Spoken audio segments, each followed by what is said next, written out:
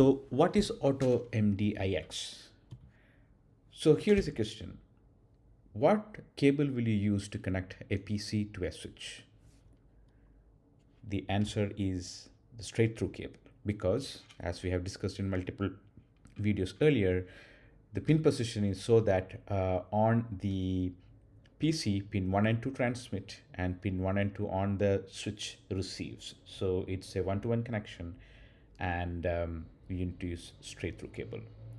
So what would you use to connect two switches?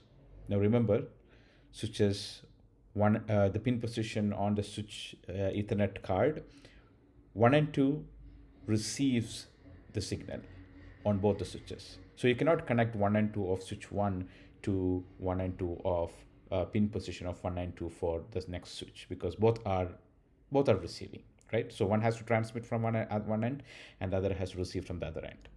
So you have to use a crossover cable, because in a crossover cable the cables internally are wired in such a way that even though the pin position from 1 and 2 is connected to the pin positions 3 and 6, and 3 and 6 is a receiving, so 1 and 2 sends, 3 and 6 receives, so we will use a crossover cable.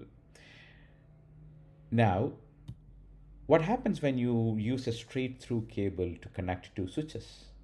What happens earlier in, before 1998, this connectivity won't work.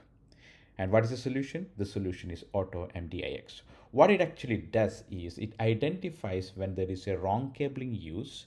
It identifies the signals and internally swaps the pin in such a way that when you have the connection, the sending side sends the signal through the pins, and that the receiving side it actually receives. So it internally identifies whether the pin position has changed and internally swaps the signal so that the connectivity actually works.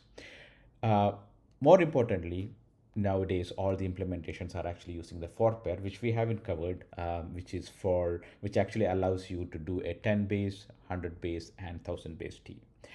So in the next video, we are going to cover more about the 1000 base T.